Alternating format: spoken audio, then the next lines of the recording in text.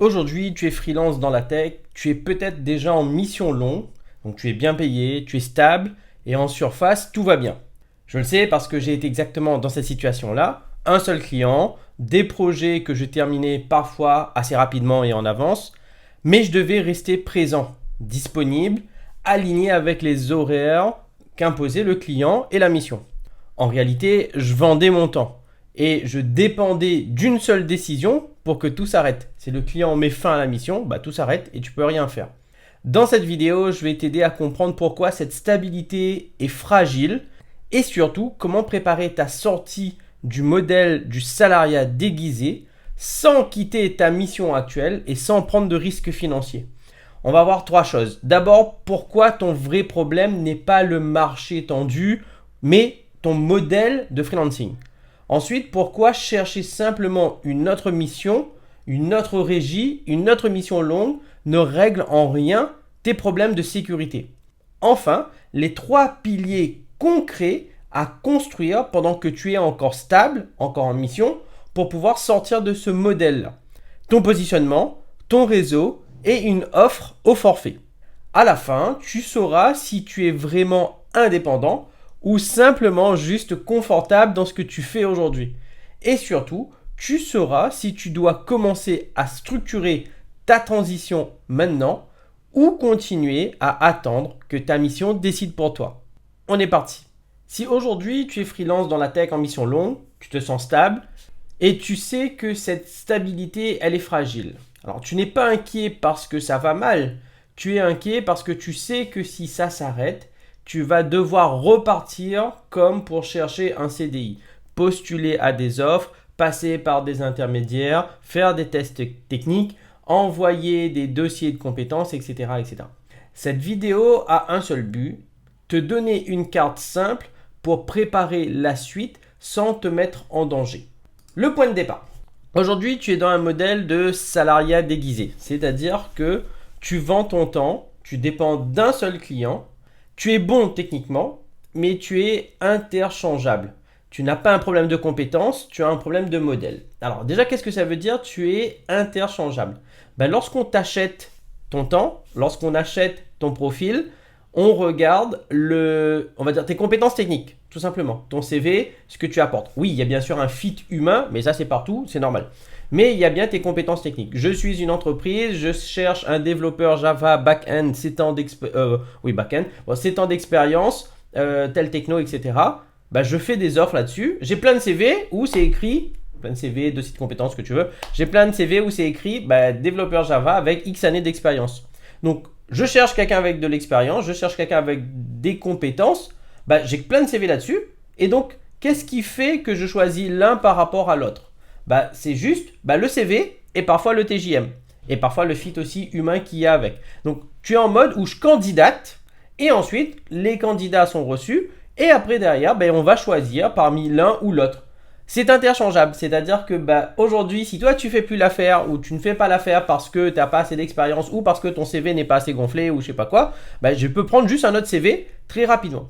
Et ça vient pas du modèle du freelance, ça vient du modèle du salariat. Quand tu postules un poste en CDI, c'est exactement pareil.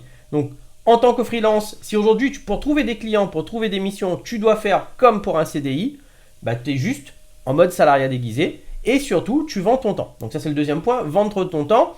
Quand tu es freelance, quand tu es salarié, tu vends ton temps. Je travaille 151 heures, je sais pas combien, par mois. Je suis payé tel salaire. C'est mon temps. Que j'aille vite ou que j'aille pas vite, ça n'influe pas sur mes résultats. Je suis payé pareil. Quand tu es en freelance, en mission longue, c'est pareil. Tu es payé au TJM. Que tu ailles vite ou pas, c'est toujours pareil. Oui, le client, il va regarder, etc. Mais on est bien d'accord. Généralement, il ne regarde pas. Quelque chose que tu es capable de faire en 2 heures, tu le fais dans la journée. Et après, le reste du temps, tu fais ce que tu veux. Il verra que du feu et ça passera crème. Et dans tous les cas, il ne va rien te dire. Donc, on est payé autant qu'on y passe. Problème, si demain, tu es très bon, quelque chose que tu es capable de faire en 3 jours, tu le fais en 3 jours. Donc, tu es payé que 3 jours. Donc, toi, tu auras tendance à tirer un peu. Je peux le faire en 5 jours, en 7 jours, c'est pas grave. Plus je passe de temps, mieux je suis payé. Dans la limite du raisonnable. Alors que si tu vas beaucoup plus vite, tu es moins payé. Parce que quelque chose que tu as prévu 5 jours de faire et que tu le fais en 3 jours, bah, tout d'un coup, on te paye beaucoup moins parce que bah, tu l'as fait en 3 jours. Donc ça, c'est deux soucis. Alors pas tout le monde là, hein, pas tout le monde a ce problème-là. C'est-à-dire, il y en a qui sont très contents. Au contraire, je suis capable de le faire en 3 jours, je vais le faire en 5, et il y a 2 jours où, entre guillemets, je fais rien, mais c'est pas grave, je suis payé pour... Ok, non, moi je parle pas à ces gens-là, vous avez le droit de faire ça, pas de problème. Moi je parle à ceux qui se disent, ok, bah ma carrière aujourd'hui, j'ai l'impression que je vends du vent, je vends du temps, et je perds mon temps parce que je pourrais faire mieux en moins de temps et être payé tout autant. Donc ça, c'est ce qu'on appelle le changement de modèle. Tu n'es plus en mode, enfin, si tu veux changer de modèle, tu n'es plus en mode où je dois vendre mon temps, tu dois faire autre chose.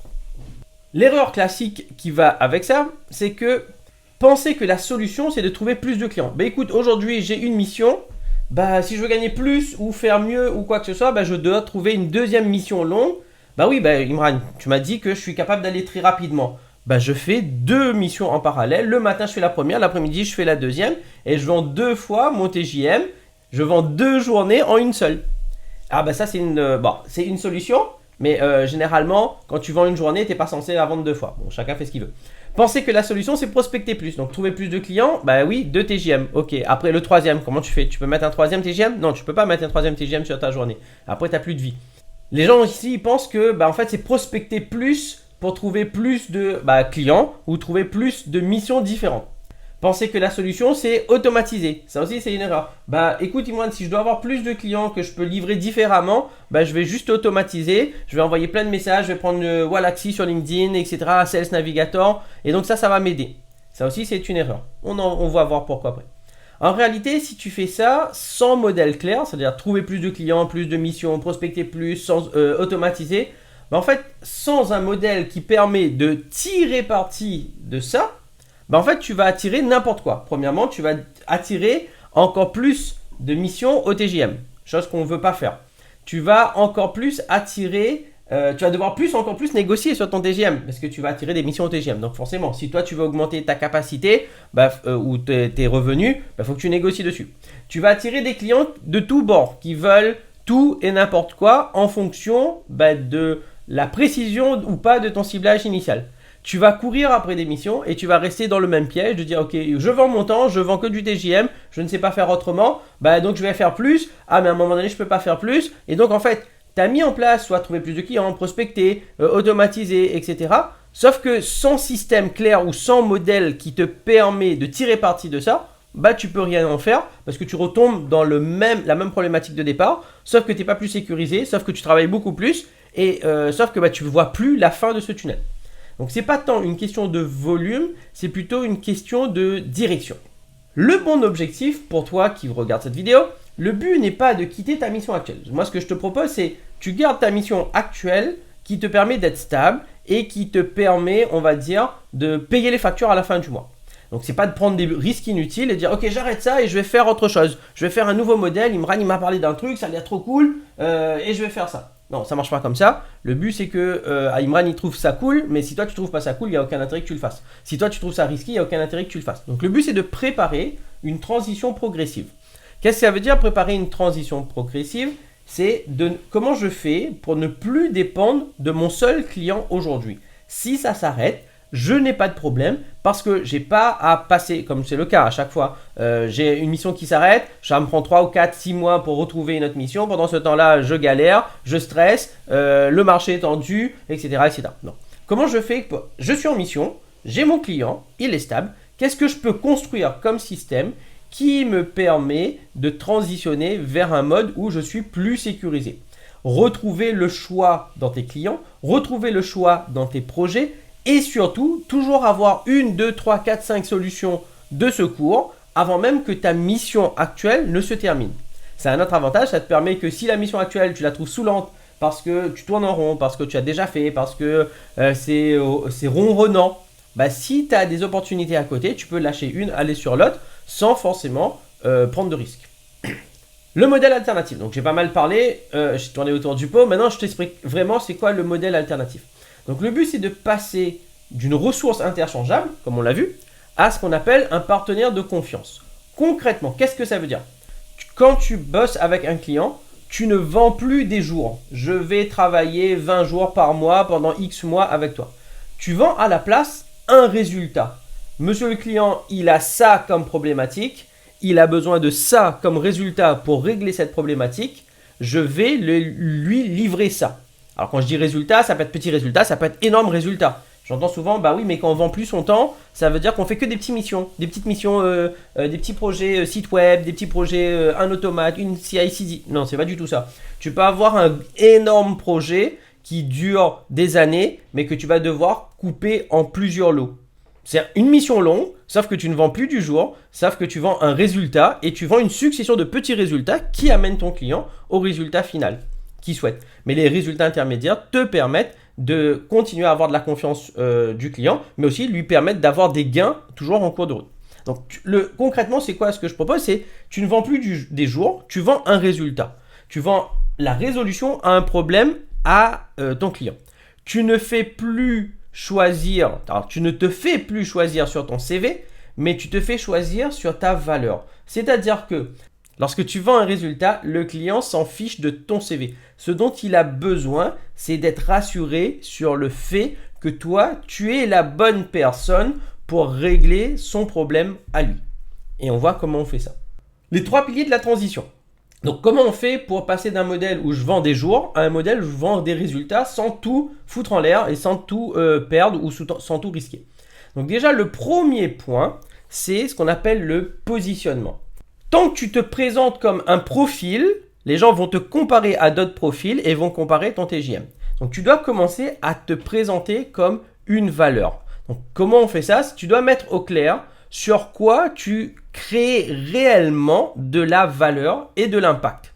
Pour quel type de client bien particulier? Me dis pas, je travaille pour toutes les entreprises. Non, ça c'est pas une cible, c'est pas un type de client.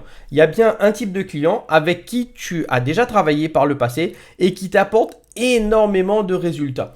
Ce type de client-là, c'est lui que tu dois choisir.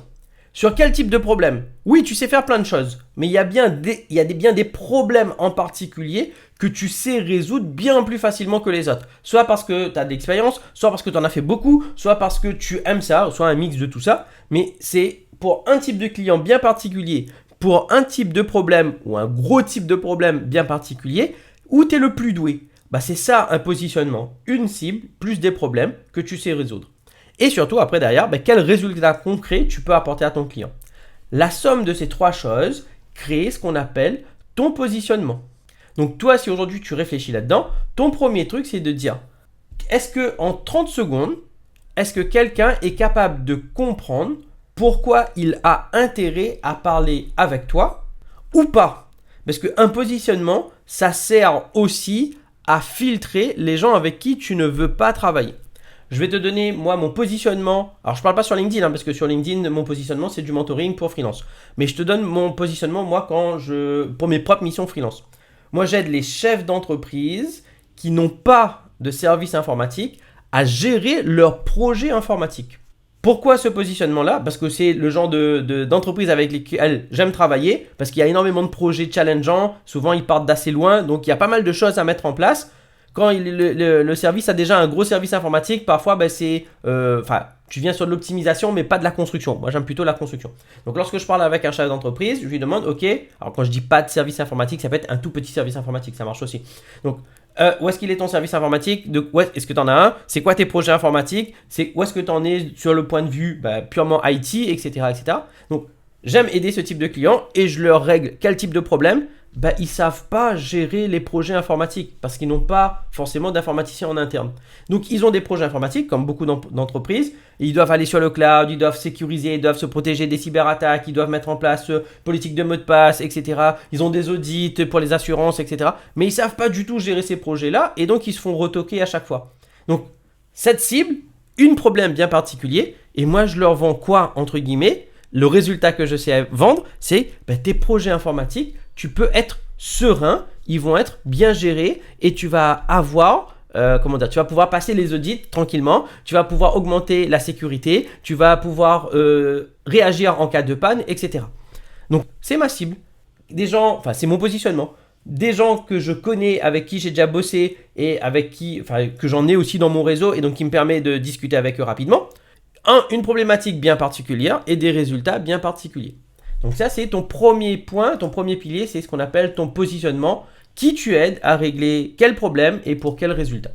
Une fois que tu sais faire ça, une fois que tu as fait ça, le truc le plus simple pour décrocher un premier projet au forfait, peu importe sa taille, au forfait, quand je dis au forfait, c'est ne plus vendre ton temps. Un projet où le client il te paye, j'ai ça comme problème, je veux ça comme résultat, combien ça me coûte et je te paye pour le faire. Le temps que tu y prends, je m'en fiche du moment que tu me livres ce que tu as promis.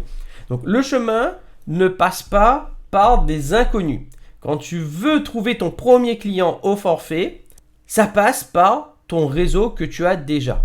Le réseau au sens large. Pourquoi ? Parce que vendre à un client, prospecter, ce n'est pas vendre et signer. Prospecter, c'est créer de la confiance pour que la personne se dise « Ok, j'ai confiance en lui, je vais signer avec lui ».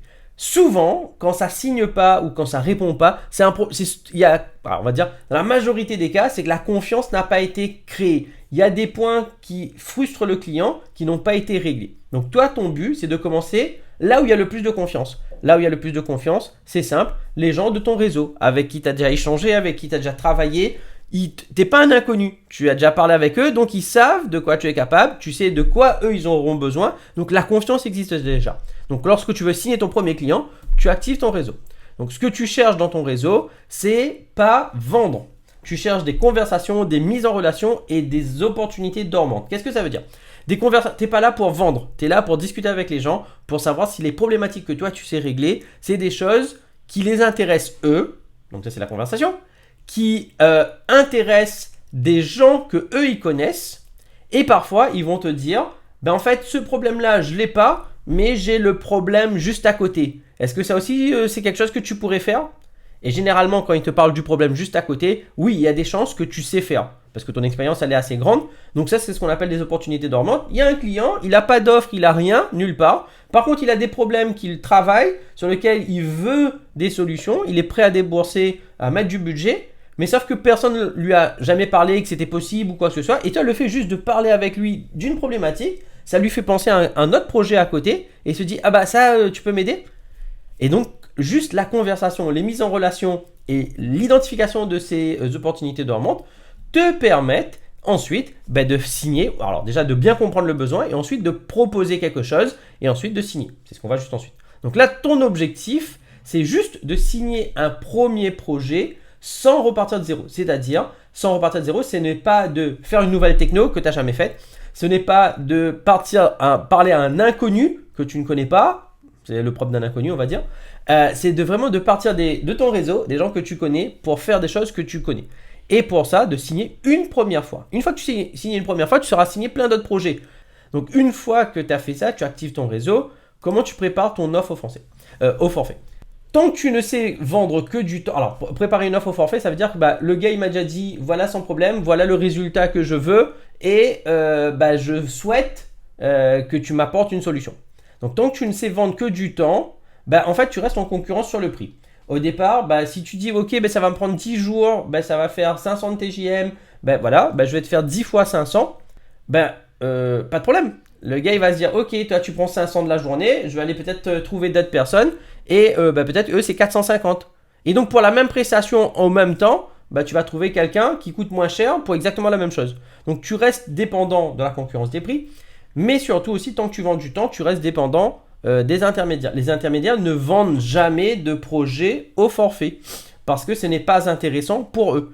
Eux, ils veulent gagner de la thune sur leur marge et pour avoir de la marge, il faut vendre plein de jours. Donc, si je dis n'importe quoi. Bon, alors dans les meilleurs des cas, tu fais 450 de TGM pour toi, il y a 500 pour le client, donc il y a 50 € qui part pour l'intermédiaire. Il ne veut pas que tu fasses sur 10 jours. Il n'a aucun intérêt de travailler son réseau à lui pour 10 jours. Lui, il veut que tu restes 200 jours et pendant des années. Donc, tant que tu vends ton temps, tu restes dépendant. Et si toi, tu veux plus de cette dépendance-là, il y a la façon de faire, c'est de passer ce qu'on vient de dire au forfait. Donc, le forfait, tu cadres un périmètre. Le client, il veut ça comme résultat, il a ça comme problème. Tu cadres. Et me dis pas que tu sais pas cadrer, mais tu as peur que ça dépasse du temps. Non, si tu es freelance tech et tu es un peu senior, cadrer des projets, tu en as déjà fait pas mal. C'est juste que comme tu es au TGM, tu te dis, ok, c'est large, c'est pompé up, on a le droit, ok. Non, là, il faut juste cadrer ce que toi, tu dois livrer. Cadrer le livrable. Oui, le client, il attend à la fin qu'il y ait un résultat. Quelque chose que tu vas lui donner. Et il y a aussi le résultat qui va avec. Ok, tu lui livres une app ou je sais pas quoi, mais qu'est-ce que cette app A là doit faire, comment ça doit réagir, comment ça va fonctionner, etc. Donc tout ça, cadrer ton périmètre, cadrer le livrable, cadrer le résultat, et ensuite y mettre un prix. C'est important, pas je vais travailler 10 jours et donc ou 20 jours ou 100 jours ou 200 jours, donc je vais faire 200 fois mon TJM. Non, assume un prix qui n'a rien à voir avec ton TJM. Je dis n'importe quoi. Quelqu'un te demande un truc, une app, développement d'une API ou je sais pas quoi. Tu sais que ça te prend généralement 5 jours pour le... Non, pardon. Tu sais que ça te prend 5 jours. Oui, ça te prend 5 jours. Mais au vu de la qualité ou de ce que le client demande, tu es capable de le faire en 2 ou 3 jours. Bah, au lieu de fixer le prix à 2 ou 3 fois ton TJM pour tester, bah, tu lui fixes tout de suite à 5 ou 6 ou 7 fois ton TJM. Et tu bosses réellement 2 jours. Et tu vois si ça passe. Pourquoi on peut se permettre de faire ça? Parce que le client, il n'achète pas le temps que tu travailles. Il achète la solution à un problème. Si son problème lui coûte beaucoup plus cher que ton prix, mais bien sûr qu'il signe. Ça, j'ai déjà fait plein de vidéos là-dessus ou des contenus là-dessus. Donc toi, tu dois mettre un prix qui n'a rien à voir avec ton TJM et tu dois l'assumer. L'assumer, ça veut dire que tu dois être aussi capable de dire le prix de ta prestation aussi facilement que la boulangère te dit que la baguette coûte 1,10 €. Tu vois, elle te dit ça coûte 1,10 €, bah ça s'arrête là. Il n'y a pas d'émotion, il n'y a pas de « Ah, je transpire, mince, qu'est-ce qu'il va te dire ?» Non, bah c'est 1,10 €, tu payes pas, tu t'en vas. Bah, si tu arrives à faire ça avec tes prestations, t'es top. Donc là, ton objectif, simple. Faire un premier deal au forfait qui te prouve que c'est possible. Et surtout, sans renier ton expertise tech. Tu vends pas du vent, tu vends le résultat à une problématique et tu te bases sur ce que tu sais faire déjà. Donc là, on a vu les 3 piliers simples que tu peux actionner dès maintenant pour commencer à faire du forfait. On a encore plein de trucs à voir. La plus grosse croyance limitante que tu as avec ça, c'est que donc, je t'ai donné le pilier, tu peux tester. Et tu peux faire ça tout seul. Ça, c'est clair et net. Tu peux tester et ça peut fonctionner. Enfin, ça va fonctionner. Tu connais les avantages et les inconvénients à le faire seul. Tu sais que quand tu vas faire seul, ça te permet d'avancer à ton rythme, ça te permet de tester, de manipuler et de sentir ce qui doit être fait. Mais tu sais aussi les inconvénients. Les inconvénients, bah, quand tu fais, tu ne sais pas si tu le fais bien, tu ne sais pas si tu as... tu n'as pas de feedback, tu ne sais pas si tu prends le bon chemin, tu ne sais pas si y avait quelque chose là que tu aurais pu creuser mais que tu ne l'as pas fait, le client t'a pas répondu, tu ne sais pas quoi répondre parce que tu vas devoir galérer toi-même pendant longtemps à essayer de trouver des solutions. Donc tu connais les avantages d'essayer tout seul, tu connais les inconvénients aussi à le faire tout seul. Si par contre tu veux être sûr d'y parvenir, avoir un cadre, avoir des méthodologies, avoir des feedbacks, éviter les erreurs qui ont déjà été faites des centaines de fois par d'autres, là tu as le choix de te faire accompagner. C'est ce qu'on appelle du mentoring. Alors, pas du coaching, hein, là c'est vraiment du mentoring parce que tu empruntes le chemin que quelqu'un a déjà fait. C'est ce que je propose. Donc, faire du mentoring, c'est le premier lien dans la description où je t'explique mon offre d'accompagnement pour les gens comme toi qui veulent apprendre à faire ça, être cadrés et être accompagnés, avoir des feedbacks et être sûr d'y parvenir. C'est le premier lien dans la description. C'est bon, je clôture cette petite parenthèse là sur mon offre d'accompagnement. Maintenant, la logique du timing. Tu construis ces 3 piliers pendant que tu es en mission. C'est hyper important. Ne va pas lâcher ta mission parce que tu vas te mettre dans la panade. En fait, tu le fais pas quand tu es en panique. C'est-à-dire que si ta mission elle est déjà terminée, c'est pas le moment de construire ces 3 piliers. Si tu es en recherche d'un client et tu es en galère, c'est pas le moment de construire ces 3 piliers. Tu n'attends pas d'avoir de la visibilité. En fait, tu le fais quand tu es stable. Et si tu as un moment où tu n'as plus de visibilité sur la suite, sur la mission, est-ce qu'elle va s'arrêter, elle va continuer, j'ai plus de clients, etc. C'est pareil, c'est pas le moment de construire tes 3 piliers.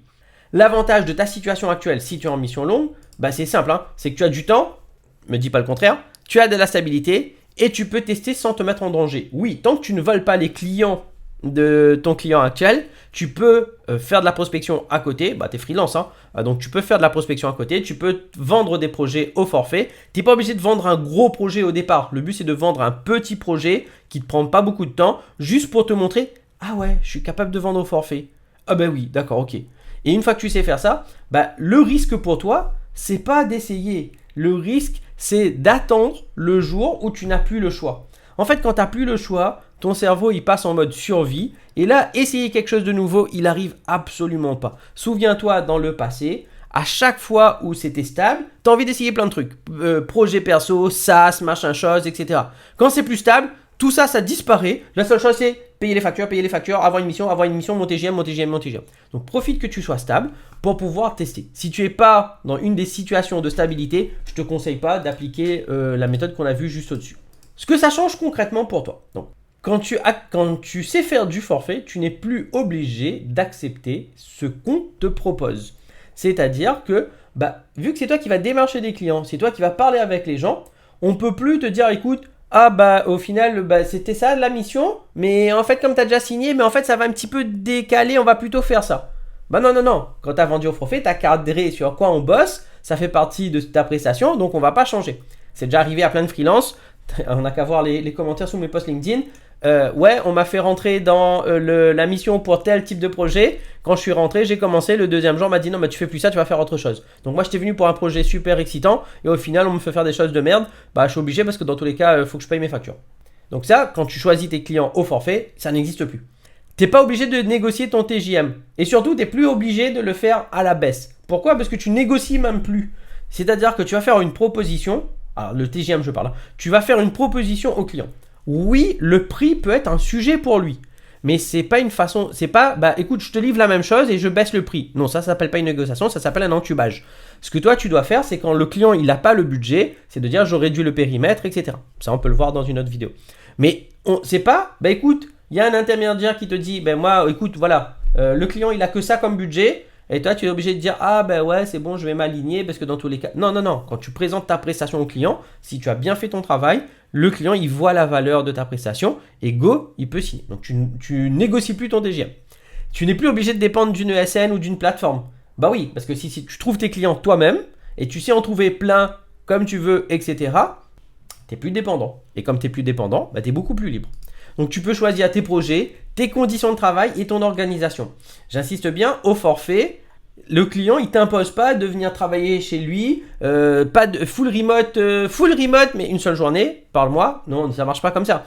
Tu es prestataire. Quand tu vas au forfait, tu es prestataire. Le client, il s'en fiche de comment tu travailles. Il veut le résultat que tu lui as promis, dans les délais que tu lui as promis, avec la communication que tu lui as promis, avec les docs que tu lui as promis, etc. etc. Donc que tu travailles chez lui parce que tu en as besoin ou que tu travailles chez toi le matin, le soir, la nuit, il s'en fiche totalement. Il veut des résultats. Donc quand tu bosses au forfait, tu choisis tes conditions de travail. Et là, la liberté, quand tu y réfléchis, elle ne vient plus du fait « il faut que je négocie du remote, il faut que je fasse ça ». Non, la liberté, elle vient du modèle de freelancing que tu construis. Encore une fois, c'est pas fait pour tout le monde. Il y a des gens qui aiment bien leur stabilité du TJM et de la mission longue. Et jusqu'au jour où ça s'arrête, où ils se retrouvent dans la galère, écoute, si tu aimes ce modèle-là, c'est très bien. Moi, je parle vraiment à ceux qui se disent « Ok, le TJM, j'en ai fait le tour. Moi, je veux passer du temps avec ma famille. Je veux être libre de mon remote ou pas. Je veux pouvoir bosser. Je veux pouvoir organiser mon emploi du temps, etc. » Le modèle que je te propose, c'est ça, le modèle du forfait, de la prestation. Ce que ça n'est pas, le TJM, enfin le forfait, etc. Ce que ça n'est pas, ce n'est pas une promesse rapide. C'est pas « c'est magique et dans 10 jours, tu es à Dubaï. » Je dis Dubaï parce que c'est pour la caricature. Mais tu n'es pas à Dubaï en Lamborghini à faire, je sais pas, siroter des trucs. C'est pas du tout ça. Quand tu changes de modèle, ça te demande de construire une autre façon de travailler. Ce n'est pas clé en main où tu ne fais rien. C'est-à-dire, écoute, Imran il m'a parlé d'un truc, je vais juste tout mettre en place et après c'est bon, c'est fini, ça va tourner tout seul, passive income et ça tourne, moi j'ai juste à délivrer. Non, c'est pas du tout ça. C'est pas une recette magique non plus. C'est pas du spray and pray, c'est-à-dire ou sinon plein de spaghettis sur le mur. Écoute, je vais balancer plein de messages, je vais voir. En fait, c'est vraiment une transition structurée. Je change d'un modèle de freelancing, d'une façon de travailler, vers une autre façon de travailler. Ça demande de mettre en place plusieurs étapes. Ça demande de changer un peu sa façon de réfléchir. Ça demande d'avoir des nouvelles compétences sur, par exemple, comment je fais des calls, comment je fais des messages de prospection, comment je fais de la prospection, éventuellement comment je fais du contenu, etc. etc. Donc, c'est vraiment pas quelque chose de magique. C'est vraiment pas quelque chose que tu peux dire, ok, là j'ai plus de mission, je dois en retrouver un avant 5 jours parce que sinon après j'ai plus de trésor. Allez, je vais appliquer la méthode d'Imran et il m'a dit ça va fonctionner. Non, ça marche pas du tout comme ça. C'est pour ça que je parle vraiment à ceux qui sont stables et qui veulent construire quelque chose sur le long terme. C'est-à-dire, ça peut te prendre 3 mois ou 6 mois à construire le modèle. Mais c'est pas pour l'utiliser une fois, c'est parce que tu veux vraiment changer de façon de travailler et c'est de ça dont je parle quand je parle de long terme. Pour terminer, rapidement. Si tu es en mission longue aujourd'hui, le meilleur moment pour préparer la suite, c'est bien entendu maintenant. Pas quand tu seras forcé, pas quand tu auras la pression de payer tes factures, etc. Ton prochain pas, il est simple. Mets au clair dans ta tête ce qu'on vient de voir. Ton problème principal, qui tu peux aider à régler quel problème, avec quelle solution tu peux apporter, et lequel des 3 piliers qu'on a vus aujourd'hui est le plus faible chez toi. Est-ce que c'est le positionnement? Est-ce que c'est ton réseau? Ou est-ce que c'est la création de ton offre au forfait? Quand tu sais ça, lequel est le plus faible ou lequel tu peux retravailler, tu as une carte, tu as un chemin, maintenant il faut le prendre. Tu n'es plus en mode je verrai quand ça cassera, dans le sens où je verrai quand on m'annoncera que ma mission est terminée. Non, tu commences dès maintenant à structurer tout ça, parce qu'au pire du pire, qu'est-ce qui se passe? Tu as gonflé ton réseau avec les discussions que tu as eues. Et donc, ça te permet, lorsque tu en auras besoin, de faire activer ça. Donc, si tu devais être honnête aujourd'hui, lequel de ces 3 piliers est le plus faible chez toi? Et qu'est-ce qui t'empêche d'agir dessus dès maintenant? La réponse est à toi. À bientôt.